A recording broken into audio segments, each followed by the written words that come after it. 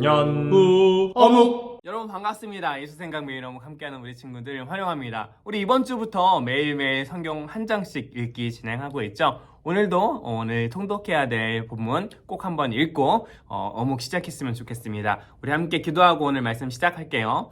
사랑하는 하나님, 우리에게 말씀 주셔서 감사합니다. 하나님의 말씀을 따르는 것이 우리에게 생명의 길과도 같다는 사실들을 깨닫게 해주시고 오늘 우리가 따를 말씀이 무엇일지 기대하는 마음으로 하나님 말씀 받아들이게 해주세요. 예수님 이름으로 기도했습니다.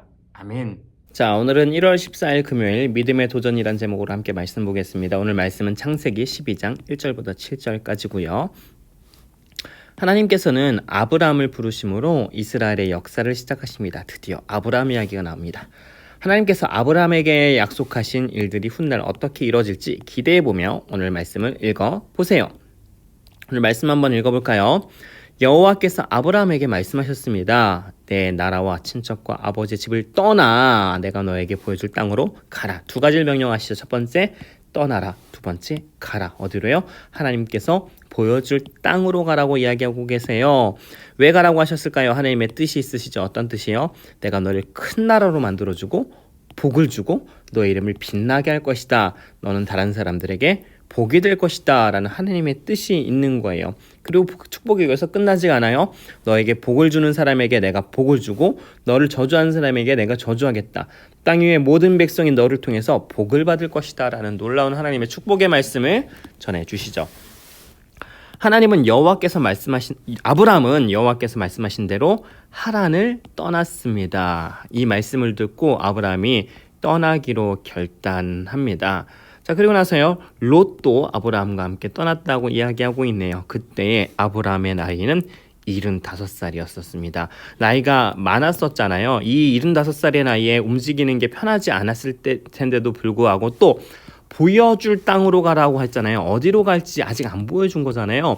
그럼에도 불구하고 하나님께서 말씀하신 대로 아브라함은 순종했습니다. 아브라함은 아내 사레와 조카 롯과 그들이 모은 모든 재산을 가지고 갔습니다. 그들은 또 하란에서 얻은 종들도 모두 데리고 갔습니다. 가나안 땅으로 가기 위해 하란을 떠난 그들은 마침내 가나안 땅에 들어갔습니다. 아브라함은 그 땅을 지나서 세겜 땅 모래에 큰 나무가 있는 곳까지 갔습니다. 그때의 그 땅에는 가나안 사람들이 살고 있었습니다. 여호와께서 아브라함에게 나타나 말씀하셨습니다. 내가 이 땅을 내 자손에게 줄 것이다. 아브라함은 그곳에서 자기에게 나타나신 여호와께 제단을 쌓았습니다. 자, 오늘 말씀 한번 읽었고요. 잠시 화면을 멈추고 우리 두 번 더 읽고 돌아오도록 하겠습니다. 자, 이어서 관찰하기입니다. 아브라함이 고향을 떠나는 게 왜 어려울까요? 아브라함의 상황을 상상해서 답을 적어봅시다. 자, 하나님께서 아브라함의 고향을 떠나라고 말씀해 주셨어요. 그게 아브라함에게 쉬운 일일까요? 어려운 일일까요? 어려운 일이었을 거예요. 왜 그럴까요? 한번 상상해서 답을 적어보는 거예요. 첫 번째, 아브라함의 나이가 몇 살이었죠? 75세였어요. 75세의 나이에 자신의 고향을 떠나서 먼 여행을 떠난다는 건 쉬운 일이 아니었어요. 두 번째는 아브라함이 어디로 갈 줄 알았나요? 몰랐어요. 어디로 갈지 모르는 상황에서 어떻게 가야 될지도 모르는 상황에서 하나님의 말씀만 믿고 따라간다는 건 믿음의 결단이 없고서는 따라가기 쉽지 않은 일들이었어요. 이 두 가지 많은 나이 그리고 어디로 가야 될지 갈 곳이 어떤 곳인지 알지 못하는 상황에서 하나님의 말씀을 따라 결단하는 것이 쉬운 상황이 아니었다는 걸 우리 친구들이 기억해보면 좋을 것 같아요.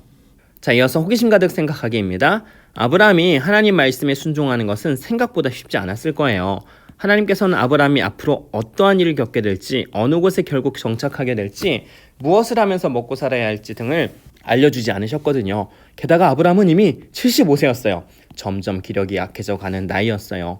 새로운 시작을 한다는 것은 너무나 힘든 일이었어요. 아브라함의 상황을 보면 하나님의 말씀을 따르기가 쉽지 않았을 거예요. 그럼에도 불구하고 아브라함은 믿음으로 하나님께서 명령하신 땅으로 가기로 결심했어요. 나에게 아무런 것도 보장되지 않더라도 오직 하나님 말씀만을 의지하여 그 말씀에 순종하는 것, 이것이 바로 아브라함이 보인 첫 번째 믿음의 행동이었어요. 올해 하나님께서는 나에게 무엇을 도전하라고 말씀하시나요? 아브라함처럼 우리가 믿음으로 도전해야 할 일은 무엇이 있을까요? 우리가 믿음으로 살기 위해서 도전해야 할 일을 아래 빈칸에 적어보세요. 목사님이 어릴 때만 해도 부모님과 함께 차를 타고 이제 어디 먼 곳으로 여행을 갈 땐 꼭 지도가 필요했었어요. 그 책으로 된 지도가 있었거든요. 책을 펼쳐가지고 내가 경기도인데 강원도 어디로 가려면 지도를 어떻게 해서 가야 되고 지도를 일일이 찾아보면서 다녀야 되는데 요즘에 그렇게 다니는 데가 있나요? 없죠. 왜냐면 요즘엔 내비게이션이 있기 때문이에요. 내비게이션이 왜 편할까요? 내비게이션이 편한 이유는 그때그때 우리가 가야 할 길을 알려주기 때문이에요. 미리 처음부터 착 보여주는 게 아니라 처음부터 뭐 이렇게 100m 가서 좌회전 그 다음에 우회전 이렇게 알려주는 게 아니라 그때그때 지금 좌회전하면 돼, 지금 우회전하면 돼, 지금 직진하면 돼 알려주니까 편한 거잖아요. 원래 길 안내는 그런 게 편한 거예요. 미리 한 번에 알려주는 게 편한 게 아니라 그때그때 필요할 때 알려주는 게 가장 편한 거예요. 그런데 오늘 말씀에서도 아브라함에게 하나님께서 길을 인도해 주시는데 그 길을 인도해 주시는 방법이 내비게이션하고 되게 비슷해요. 하나님께서 뭐라고 말씀하세요? 내가 너에게 지시할 땅, 알려줄 땅으로 가라 라고 말해준 거예요. 처음부터 아브라함에게 어느 길로 갈지 다 알려주는 게 아니라 알려줄 거라는 거예요. 마치 뭐처럼요? 내비게이션처럼은요. 아브라함이 왼쪽으로 갈 땐 지금 왼쪽으로 가면 돼. 오른쪽으로 가야 될 땐 지금 오른쪽으로 가면 돼. 조금 천천히 달려. 빨리 달려. 지금 잠깐 멈춰야 돼. 그때 맞는 타이밍에 하나님께서 알려주시겠다라는 거예요. 그런데 이게 하나님께서 우리들 인도해 주시는 방법이기도 해요. 하나님께서 우리를 어떻게 인도해 주시나요? 승우야, 누구누구야, 너는 10살 때, 20살 때, 21살 때, 40살 때, 50살 때 이런 일들이 있을 거니까 지금부터 이렇게 준비하면 돼. 한 번에 다 알려주시나요? 안 그래요. 왜냐면 그게 우리에게 좋은 방법이 아니기 때문이에요. 우리에게 좋은 방법이 뭐예요? 함께 하시면서 그때그때 우리에게 알려주시는 거예요. 그때그때 우리에게 지금은 잠깐 멈춰야 돼. 그렇게 살면 안 돼.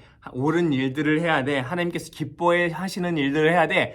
그때그때 하나님께서 알려주시겠다라고 오늘 말씀을 통해서 우리에게도 약속해 주시는 거예요.